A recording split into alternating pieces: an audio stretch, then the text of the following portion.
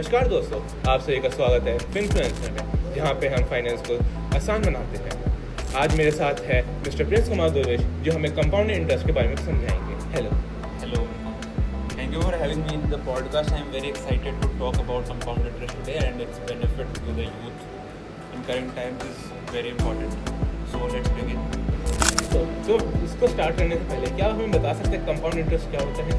Okay, so before understanding the concepts of compound interest, let's dive into the concept of what interest really is. So anybody who takes money from a lender, let's say it can be a bank, it can be a person, or it can be any organization. So the money lender pays interest of some percentage of the total amount and then pays it according to, suppose if the interest is per annum of around 5%, then the person pays 5% interest per annum to the money lender because he is lending that money from him. So then this is the concept of interest. Now coming to, there are two types of interest, that is simple interest and compound interest. So in simple interest the principal amount is same and all, and in compound interest is like you are getting interest on interest. You are getting the interest on your principal amount, that is, suppose let's say 1 lakh rupees you have given to someone, you are getting a 5% interest on that, but along with that you are also getting interest on the 5% interest that you get in the next financial year. So this is the concept of compound interest. So if we take an example to understand it better, so it's like planting a money tree. पहले एक छोटा सा बीज जो investment होता है उसको डालो, फिर उससे और नए ट्रीज बनेंगे और उन ट्रीज से जो फ्रूट्स बनेंगे उनके जो बीज होते हैं उनसे भी और सीड्स बनेंगे, उनसे फिर से और भी ट्रीज आगे बढ़ेंगे, तो वो पूरा साम्राज्य बनते जाएगा, फैलता चला जाएगा बहुत तेजी से। बिल्कुल फैलता चला जाएगा। अच्छा, बहुत बढ़िया। तो क्या आप इसको एक एग्जांपल से और अच्छी तरीके से समझा सकते हो? Sure. So simple interest is like a fixed salary you get. If you have invested around 1 lakh rupees, you will get 5% every year. You will get 5,000 rupees in your first year, you will get 5,000 rupees in your second year, and you will go on like that in simple interest. But talking about compound interest, it is like a startup where whatever you gain, you reinvest the money and then gain more amount of and more of money from that. So if you invested 1 lakh rupees, you will get 5% interest on the first year, 5,000, but you will get the 5% interest next year on 1 lakh 5,000 rupees, not only 1 lakh rupees. So the principal amount changes in when we deal with compound interest. मैंने एक और चीज़ के बारे में सुना है, rule of 72। क्या आप इसको भी इलैबोरेट कर सकते हो? देखो, रूल ऑफ 72 तो वो एक मार्केटिंग गिमिक है, मतलब काम तो करता है डेफिनेटली। जैसे आपने वो सुना होगा 21 दिन में पैसा डबल, ठीक है।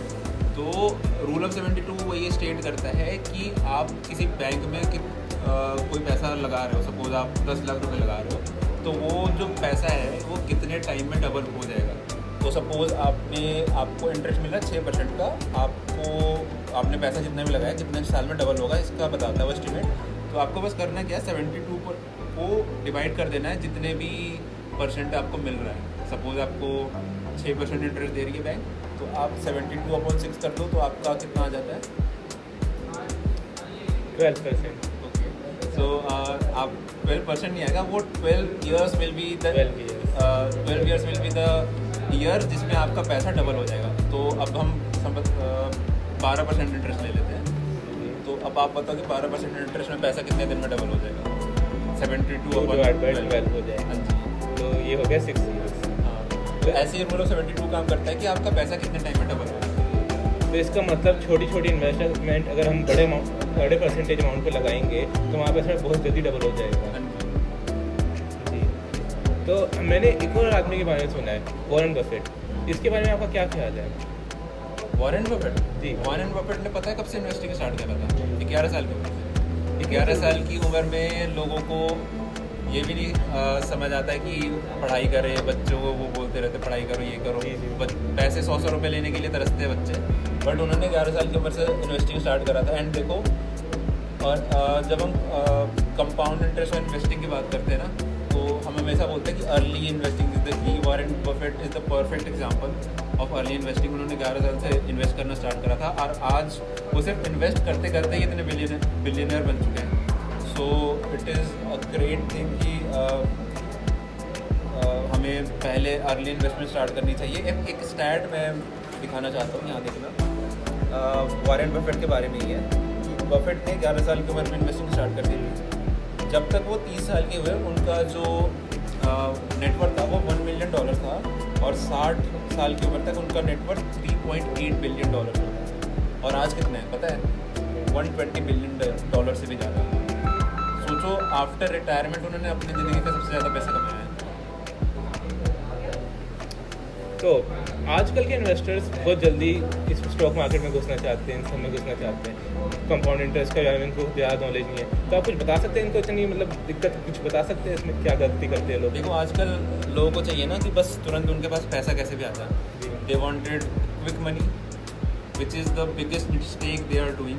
So which they should not do. And like if you are investing, you should be patient enough that you wait for a longer time. Suppose if you have invested some money, you just don't think I will get 2x amount in 10 days, or you do intraday trading. एक दिन में पैसा पूरा भी double भी हो सकता है, बिल्कुल ख़त्म भी हो सकता है. तो सबसे बड़ी गलती तो यही करते हैं लोग कि पेशेंस नहीं रखते और बहुत जल्दी अपने जो इन्वेस्टमेंट है उसमें चेंजेस आने लगते हैं. तो ये नहीं करना चाहिए, थोड़ा पेशेंस रखो. सेकंड इज़ कि people start very late. Like you are at the age of 21 and आप अपने अभी तक इन्वेस्टिंग में भी प्रॉपरली स्टार्ट नहीं करो, एंड इवन पेरेंट्स सपोर्ट नहीं करते इन्वेस्टिंग स्टार्ट करना. बट आई वुड से कि इन्वेस्टिंग हमें पहले से स्टार्ट कर देना चाहिए. With the amount you spend on various things, partying and all, आप उसमें से थोड़ा थोड़ा पैसा बचा लो. जो आपको पॉकेट मनी मिलता है उसमें से 20% बचा लो, और मे बी 100 रुपये से स्टार्ट करो, लेकिन इन्वेस्टिंग अभी से स्टार्ट कर दो. तो आपका जो विज़न है इन्वेस्टिंग को लेकर वो क्लियर हो जाएगा, और आप आगे बहुत ईजिली इन्वेस्ट कर पाओगे जब आपके पास पैसा आ जाएगा. थैंक यू प्रिंस मुझे इसके बारे में ऐसे समझाने के लिए. दोस्तों ये था आज का हमारा पॉडकास्ट. थैंक यू इसको देखने के लिए. अगर आपको ये एपिसोड पसंद आया तो लाइक शेयर और सब्सक्राइब जरूर करें. Thank you.